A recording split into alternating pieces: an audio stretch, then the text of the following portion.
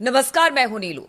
तो drone attack में Israel को बड़ा नुकसान हुआ है। हालांकि ये ड्रोन किसकी तरफ से आया, कहा यह जा रहा है कि ईरान के जो प्रॉक्सीज है उनकी तरफ से ये ड्रोन भेजे जा रहे हैं और ये ड्रोन जो है वो काफी ज्यादा इजराइल में तबाही मचा रहे हैं। कहां कहां पर किस तरह से इजराइल में इस ड्रोन को लेकर चर्चा हो रही है, किस तरह से नुकसान हुआ है, बातचीत करने के लिए मयंक मेरे साथ जुड़ गए हैं।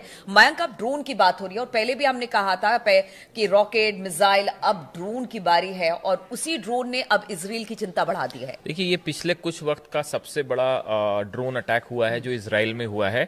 और इजराइल में हम आपको बताएं कि दो जगह ये अटैक हुआ, एक तो मेतुला में और दूसरा हाइफा में।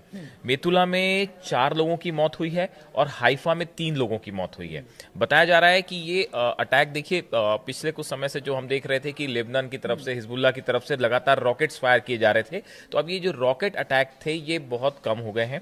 अब उसकी जगह ले लिया है ड्रोन्स ने, और ड्रोन से लगातार हमले हो रहे हैं। और इस बार बताया जा रहा है कि ये जो ड्रोन्स फायर किए गए, ये देखिए, इजराइल में जो उत्तरी इजराइल का इलाका है, यहाँ पे 3 तरफ से हमले हो रहे हैं। एक तो हिजबुल्ला अटैक कर ही रहा है, दूसरी तरफ इस्लामिक रेजिस्टेंस जो है वो इराक की तरफ से हमला हो रहा है, और तीसरा जो यमन वाला जो इलाका है, लाल सागर जो है, यहाँ से हुती और बाकी जो ईरान के प्रॉक्सीज हैं वो भी लगातार हमले कर रहे हैं। तो ये 3 तरफा जो अटैक हो रहा है इजराइल में। और जो लेटेस्ट अटैक, ड्रोन अटैक हुआ है, देखिए, बीती रात को भी रॉकेट्स भी फायर हुए हैं। बीती रात को भी बताया जा रहा है कि हिजबुल्ला की तरफ से रॉकेट्स आए हैं और रॉकेट्स गिरे भी हैं इजराइल में। हालांकि अब रॉकेट्स की संख्या कम है और जिस ड्रोन अटैक की हम बात कर रहे हैं उसमें 7 लोगों की मौत हुई है, मेतुला में 4 और हाइफा में 3।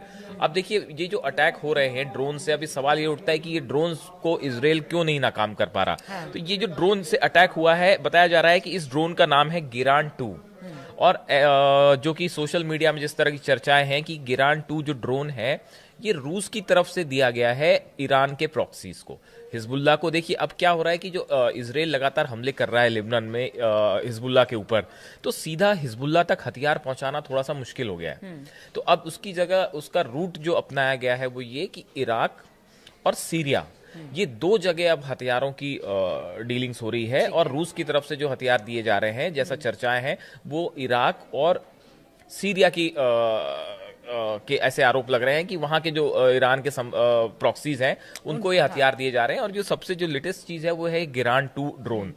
इसकी खास बात ये है, देखिए नीलू, कि ये एक तो बहुत लो फ्लाई करता है, जिसकी वजह से ये आयरन डोम और थार्ड जैसे सिस्टम्स को पकड़ना वैसे ही मुश्किल हो जा रहा है। दूसरा, इसमें एक एंटी जैमिंग डिवाइस भी लगी हुई है, जो जैमर्स काइंड ऑफ, तो वो जो है सिग्नल्स उसको कैच नहीं कर पा रहे हैं। तो ये 2 वजह बताई जा रही है जिसके कारण जो है वो गिरान 2 जो ड्रोन्स हैं इसको रोकना इजराइल के लिए मुश्किल हो जा रहा है। और इसकी वजह से कई जगह ये ड्रोन्स के अटैक हो रहे हैं। हमने पहले भी बताया था, आपने भी जो कहा कि ड्रोन जो है वो इजराइल के लिए बहुत बड़ी समस्या बन गए हैं। और ये 7 लोगों की मौत हुई है, इसमें कई लोग घायल भी हैं।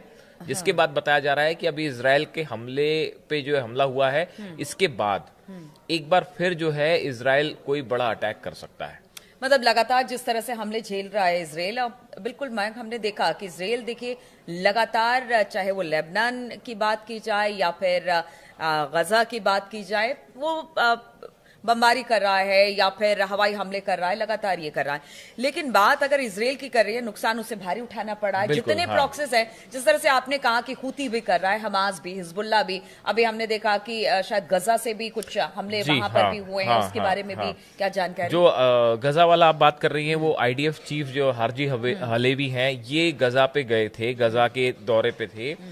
उस दौरान बताया जाता है कि ये गजा में सेफ जोन था जो, उस पे ही जहां पे ये थे, बताया जा रहा है कि जिस बिल्डिंग में थे उसके बेहद करीब जो है वो हमास के लड़ाकों के द्वारा हमला हुआ है। अच्छा। जिसमें बताया जा रहा है कि IDF चीफ को ही टारगेट लेके ये हमला किया गया था।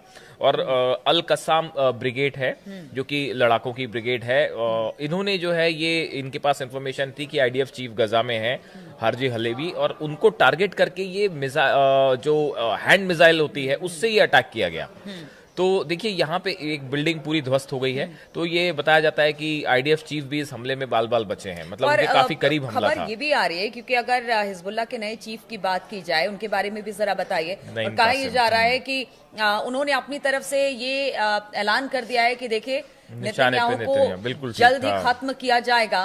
और वो भी इजराइल में। ये देखिए बड़ी बात है। क्या ये, कहा है हाँ, ये आपने बड़ी बात की तरफ सवाल उठाया कि नईम कासिम जो हिजबुल्लाह के नए चीफ हैं, ये देखिए ये पहली अपनी स्पीच दे रहे थे, उसमें इन्होंने एक दो बातें ऐसी कही जो बड़ी गौर करने वाली है। एक तो इन्होंने बेंजामिन नेतन्याहू को सीधा टारगेट किया है, इजराइल के प्रधानमंत्री को। इनका कहना है कि जल्दी ही जो है बेंजामिन नेतन्याहू की हत्या कर दी जाएगी, वो निशाने पे हैं। और इन्होंने बड़ी बात ये कही कि कोई इजराइल का नागरिक ही बेंजामिन नेतन्याहू पर हमला कर सकता है।